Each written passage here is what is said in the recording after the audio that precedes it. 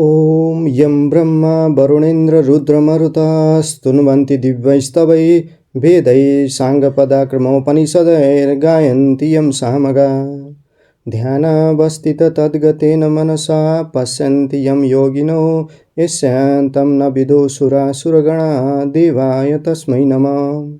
श्रीमच्चन्दनचर्चितोज्ज्वलवपु शुक्लाम्बरा मल्लिका मालालङ्कृतकुण्डला प्रविलसन्मुक्तावलीशोभिता सर्वज्ञाननिदानपुस्तकधरा रुद्राक्षमालाकरा वाग्देवी वनदाम्बुजे वसतु मे त्रैलोक्यमाता चिरम्। मूकं करोति वाचालं पङ्गुं लङ्घयते गिरिं यत्कृपातमहं वन्दे परमानन्दमाधवम्। नमो भगवते तस्मै व्यासायमिततेजसे यस्य प्रसादात् वक्ष्यामि नारायणकथामिमाम्।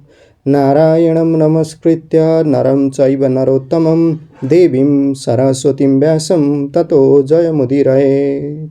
ओम श्री स्वस्थानी परमेश्वरी नमो नमः। अतः चतुर्थोऽध्याय। कुमारजी आज्ञा गर्नुहुन्छ, हे अगस्त्य मुनि, केही दिनपछि लग्न ठहराएका दिनमा दक्ष प्रजापतिका घरमा दुलहाका रूपमा विष्णु भगवान पुग्नुभयो। दक्ष प्रजापतिले पनि विवाहको सामग्री तयार गराई यज्ञको विधि पश्चात कन्यादान दिन तयार भए। महादेव भने कैलाश पर्वतमा विष भाङ धतुरो खाई विवाहमा जान भुल्नुभयो। अझै महादेव आइपुग्नु भएन। कन्यादानको समय हुनै आँट्यो। कन्यादान मैले थापे भने महादेवलाई हुँदैन। अब कसो गरौँ, के गरौँ भन्दै विष्णु छटपटाउन थाले।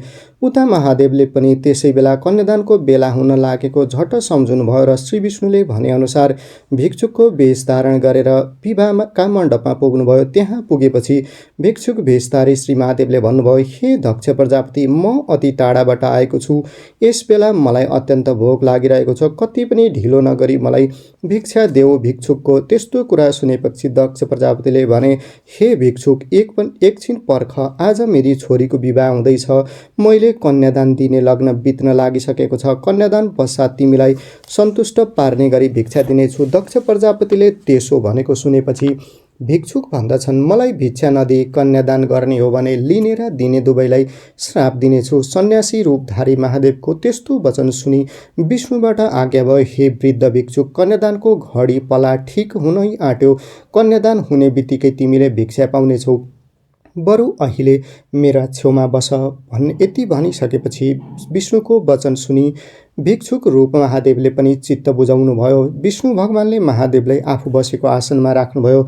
दक्ष प्रजापतिकी पत्नी बिरणीले सुनका कमण्डलुले जलको धारा दिए। दक्ष प्रजापतिले सतीदेवीको हात श्री विष्णुका हातमा सुम्पन लागेका थिए। त्यस्तै बेलामा विष्णुले आफ्नो मायाले छोपी दक्ष प्रजापतिका आँखा छलेर सतीदेवीको हात वृद्ध सन्यासीको रूप लिएका महादेवका हातमा पारिदिनुभयो। माया हटिसकेपछि दक्ष प्रजापतिलाई के कुरा थाहा भयो भने उनले मनमा बडो खेद मानेर भने, हे विष्णु, तिमी कपटी रहेछौ। तिम्रो विश्वासमा पर्दा मेरी पुत्री सतीदेवीको यो अवस्था भयो। तिम्रो छलले गर्दा मेरी पुत्री यस अवस्थामा पुगी। हे अगस्त्य मुनि, दक्ष प्रजापतिले भनेको सुनेर पनि केही नबोली सन्यासी रूप महादेवसित विदा भई भगवान विष्णु आफ्नो वैकुण्ठ लोकमा जानुभयो। विष्णु गइसकेपछि दक्ष प्रजापतिले छोरीतर्फ फर्केर भने, हे पुत्री सतीदेवी, पापिष्ट विष्णुका छलले गर्दा आज तिमीले यस्ता वृद्ध सन्यासी स्वामी पायो। दुःख नमान, हामी नै तिमीलाई पालौँला। अहिलेलाई मनमा धैर्य राखी यिनै सन्यासीसित जाऊ। आफ्ना पिता दक्ष प्रजापतिले भनेका यी कुरा सुनेर आफ्ना बहिनीहरूले देवतापति पाएको र आफू वृद्ध सन्यासीको हातमा परेको सम्झी आफूलाई धिक्कार्दै रुन लागिन्। केही बेरपछि आफैले मन बुझाउँदै भन्न लागिन्, मेरा कर्ममा जे लेखिएको थियो सो भयो। अब रोएर हुँदैन। जसै गरे पनि मेरो कन्यादान ग्रहण गर्ने पुरुष यिनै वृद्ध सन्यासी हुन् र यिनै मेरा पति हुन् भन्दै मनमा धैर्य लिइन्। सन्यासीको रूप लिएका महादेवले सतीदेवीलाई आज्ञा गर्नुभयो, हे स्त्री, हामीले अब यहाँ बसेर हुँदैन। आफ्नो घर जानुपर्छ। तिमीले अब आफ्ना बाबा महतारीसित बिदा माग। आफ्ना स्वामीको यस्तो आज्ञा सुनि सतीदेवीले दक्ष प्रजापति र बिरणी भएका ठाउँमा गएर, हे माता पिता, अब म पतिका साथमा जान्छु भनी बिदा मागिन्। छोरीको कुरा सुनि विरह व्यथाले व्याकुल भएका दक्ष प्रजापति र बिरणीले आँखाभरि आँसु पारेर आफ्नी छोरीलाई छातीमा टाँसेर निकै रोए। विवाहपछि स्त्रीका लागि जीवनको आधार उनकै स्वामी हुन्, त्यसैले हे पुत्री, अब तिमी आफ्ना पतिसँग जाऊ भनी बिदा दिए।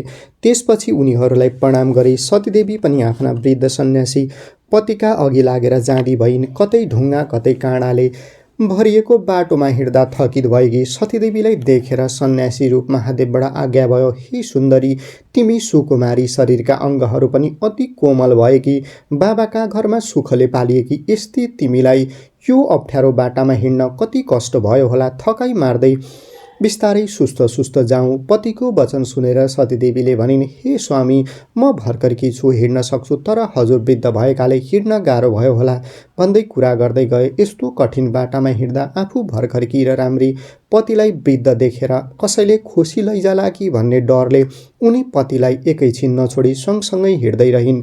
कहिले बिसाउँदै कहिले कुरा गर्दै जाँदा कैलाशको नजिक पुगेपछि सतीदेवीको मनलाई विचार गर्न महादेवले कैलाशको शिखरमा आफ्नो मायाले एउटा खरले छाएको झुप्रो निर्माण गरेर त्यसमा भित्र लैजाँदै भन्नुभयो, हे सतीदेवी, हाम्रो घर यही हो, अब यही विश्राम गरौँ भन्दै भन्नुभयो। हे प्रिया, भित्र गएर केही खाऊ र थकाइ मार, म पनि धेरै थाके, विश्राम गर्छु। यस्तो भन्दै विष भाङ धतुरो खाई बाहिर पल्टिनु भयो। सतीदेवीलाई खरले छाएको सानो झुप्रो घर देख्दा आफ्ना बाबाका घर सम्झँदै मनमा पीर लाग्यो र त्यस्ता महलमा बसेकी मलाई आज यस्ता घरमा आई बस्नु पर्यो भने दुवै आँखाबाट बलिन्द्र धारा आँसु झार्न लागिन्। फेरि दैवले आफ्ना भाग्यमा जे लेखेको छ सो बेहोर्नै पर्छ, अब सुर्ता मानेर केही हुनेवाला छैन भनेर आफै मन बुझाइन् र केही बेरपछि त्यही झुप्रामा भित्र पसिन्।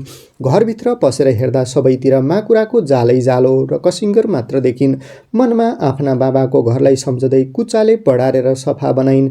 निदाएका पति बिउजिएपछि के खान दिनु भनी सबैतिर हेर्दा खानेकुरा केही देखिनन्। मनमा दिक्क हुँदै पीर मानेर बाहिरै स्वामीका पाउमुनि बसिरहन्। 4 दिनपछि मात्र महादेव निद्राबाट बिउजिए। सतीदेवीलाई आफ्ना गोडामुनि बसिरहेकी देखेर रिसाझै गरी भने, हे पापिनी, बाहिर सुतेको मलाई एक्लै छाडेर आफूभित्र सुतिरहेकी, यतिका दिनसम्म भोक पनि त लाग्यो होला, केही खानु पर्दैनथ्यो कि? यसरी रिसाउन लागेका आफ्ना स्वामी सामु कति पनि अँध्यारो अनुहार नगराइकन हँसिला मुखले सन्यासी रूप महादेवको मुख हेरी सतीदेवीले भनिन्, हे स्वामी, ज्यादै थकाइ लागेको हुनाले हजुरलाई साह्रै निन्द्रा लागेको थियो। त्यस्तो अवस्थामा देखेपछि मैले बिउजाउन सकिनँ। म सुतेकी छैन, हजुरकै पाउका छेउमा बसिरहेकी छु। अब हजुरले के खाने? मैले त भण्डारमा जे पाएको थिएँ सोही खाएर सन्तुष्ट भएकी छु। अत्यन्त सुन्दर स्वरूपकी, सिङ्गारले सजिएकी, रिस आदि अवगुणहरूलाई पैतालामुनि दबाएकी पतिव्रता सतीदेवीका मधुर वचनले प्रकट भएका यस्ता कुरा सुनेपछि महादेवले मनमा विचार गर्नुभयो, खानका लागि यहाँ केही थिएन, सद्गुणी हुनाले मेरा मनमा चिन्ता नहोस् भन्ने ठानेर त्यसो भने तापनि यिनले के खाइन् होला?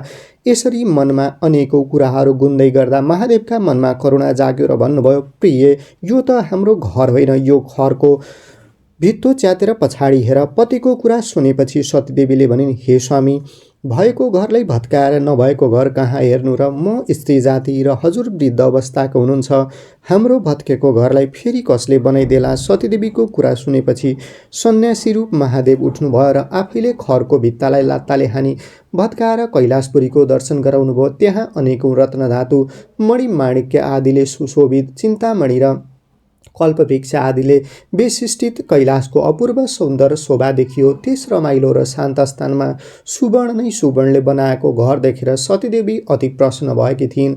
आफ्ना बाबाको भन्दा पनि सुन्दर र उत्तम घर देखेर सतीदेवी परम आश्चर्यमा पर्दै भइन्।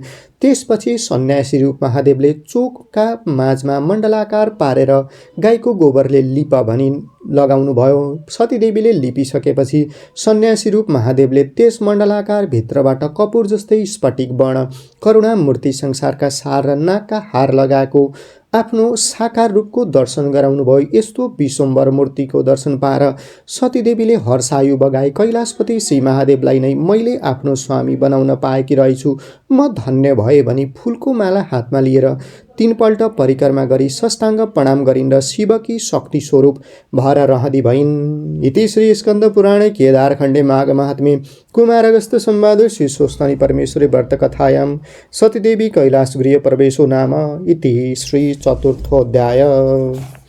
ओम उपनयतु मङ्गलम्ब सकलजगन्मङ्गलालय श्रीमान दिनकर किरण निबोधित नव नलिन दल निवेक्षण कृष्ण काले वर्षन्तु पर्जन्य पृथिवी सस्यशालिनी देशोऽयं क्षोभरहितो ब्राह्मणा सन्तु निर्भया अपुत्रा पुत्रिण सन्तु पौत्रिण सन्तु पौत्रिण निर्धना सदना सन्तु जीवन्तु शराधं शतम् तत्रैव गङ्गा यमुना च तत्र गोदावरी सिन्धु सरस्वती च तीर्थानि सर्वाणि वसन्ति तत्र यत्र चितोदार कथा प्रसङ्ग या कुन्देन्दु तुषारहार धवला या शुभ्रवस्त्रावृता या वीणा वरदण्डमण्डितकरा या श्वेत पद्मासना या ब्रह्माचित शङ्कर प्रवृत्तिभिर्देवैः सदा वन्दिता सा मां पातु सरस्वती भगवती निशेषजाड्यापहा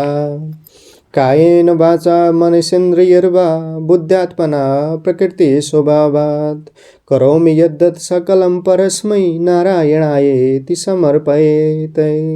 ओम श्री स्वस्तानी परमेश्वरी नमो नमः। श्री स्वस्तानी माता की जय।